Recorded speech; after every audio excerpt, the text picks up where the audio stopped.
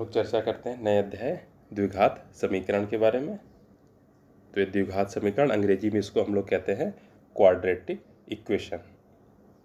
इससे पहले हम लोगों ने समीकरण पढ़े हैं तो एक घात वाले समीकरण जिसमें x एक घात होती थी, द्विघात वाले भी थोड़े से पढ़े हैं, और इससे जस्ट पहले पढ़ा था हम लोगों ने रैखिक समीकरण युग्म, यानी कि यहाँ पर दो हमारी चर राशियाँ थी x और y, लेकिन दोनों की घात एक एक थी। यहाँ पर हम पढ़ेंगे द्विघात। द्विघात का मतलब ही होता है हमारा यहाँ पर दो घातें। तो एक ऐसा समीकरण जिसकी दो घातें हों, और यहाँ पर चर की बात नहीं हो रही, यानी कि या तो समीकरण x में होगा या फिर y में होगा, कोई एक होगा। तो इसका हम सबसे पहले पढ़ते हैं मानक रूप। तो इसका जो मानक रूप है वो मानक रूप है यहाँ पर ax² plus bx plus c बराबर 0। ए बी सी यहाँ पर क्या है? ए बी सी जो है यहाँ पर हमारी अचर राशियाँ हैं। अचर का मतलब कोई गिनतियाँ हैं, 1 2 3 या 4/2 या -5, इस तरह से ये अचर राशियाँ, इनका मान फिक्स है और x का मान हमें निकालना पड़ेगा। और एक कंडीशन और है कि a is not equal to 0। a का मान 0 नहीं होगा, क्योंकि अगर a का मान 0 हो गया तो a की यहाँ x² से गुणा होगी तो इसका मान 0 हो जाएगा। तो जब ये 0 हो जाएगा तो हमारा केवल bx प्लस c यानी x वाला पद बचेगा, और जब x वाला पद बचा उसमें एक ही घात है तो वो द्विघात समीकरण नहीं रहेगा। तो ये हमारा मानक रूप है, इसको हम याद कर लेंगे ax² plus bx plus c बराबर 0। यानी कि पहले क्या होगा, x की घात 2 वाला पद, फिर x की घात 1 वाला पद, फिर x की घात 0 यानी कि अचर पद जिसमें x ना हो।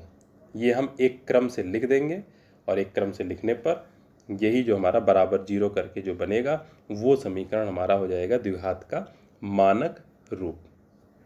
तो ये मानक रूप हो गया। अब हमारे यहाँ पर इसके प्रकार होंगे, हालांकि प्रकार आएंगे नहीं, तो यहाँ पर इसके हम प्रकार देखेंगे। तो एक हो जाएगा हमारा शुद्ध द्विघात। तो एक शुद्ध द्विघात होगा, शुद्ध द्विघात जिसमें केवल दो ही घातें हों, जैसे x² प्लस 4 बराबर 0। तो यहाँ पर x की घात 2 वाला पद है, x की घात 1 वाला पद नहीं है, तो सिर्फ 2 घात वाला पद हो, ऐसे हम द्विघात समीकरण को कहेंगे शुद्ध द्विघात। और जिसमें सारे पद हों, जैसे x की घात 2 वाला भी है, x वाला भी है और अचर पद भी है, इस तरह से इसको हम यहाँ पर कहेंगे मिश्र द्विघात, जैसा मानक रूप है। तो ध्यान रखेंगे कि सिर्फ x की घात 2 वाला पद है तो शुद्ध द्विघात, मिक्स पद है यहाँ पर, 2 घात भी है 1 घात भी है, तो उसको कहेंगे मिश्र द्विघात।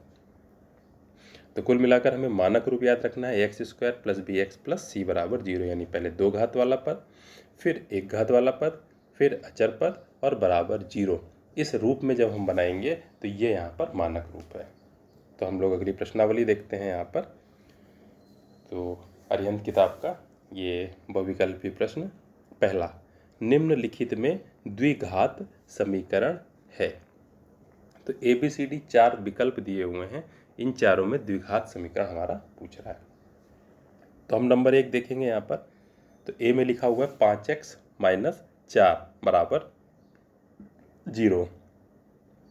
तो इसमें हम देखें x की घात 1 है, द्विघात है ही नहीं, यहाँ पर x की 2 घातों वाला पद नहीं है। तो जब ये x की 2 घात वाला पद नहीं है तो ये द्विघात समीकरण नहीं है।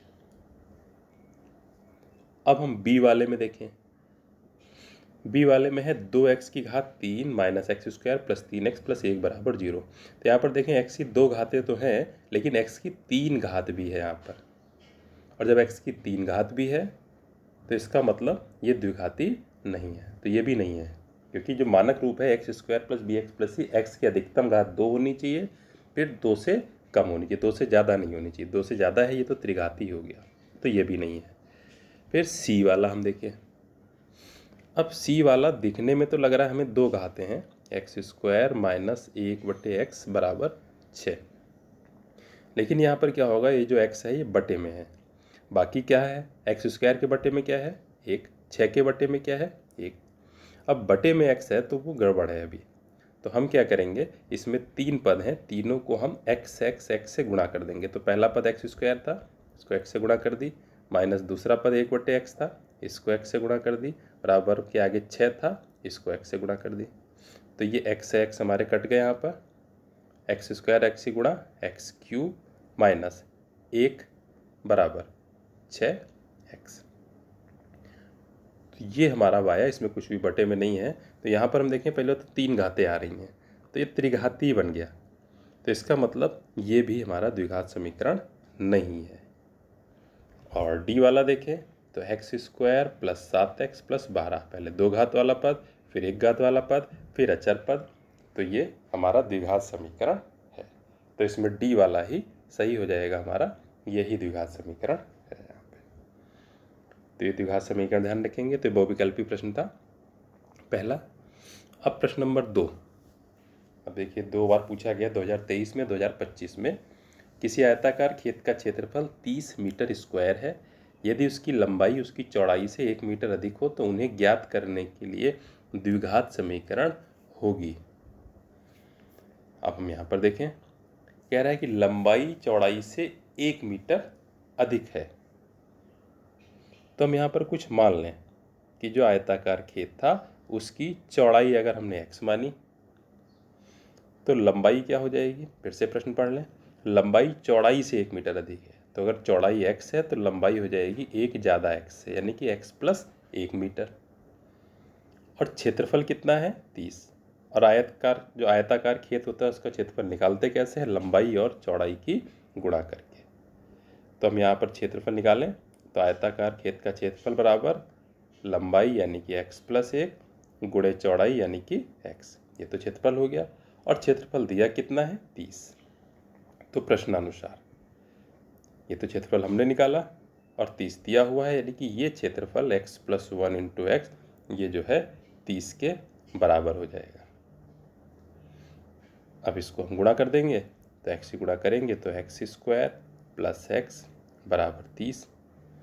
30 जो है हम इधर ले आएंगे तो x square plus x minus 30 बराबर 0।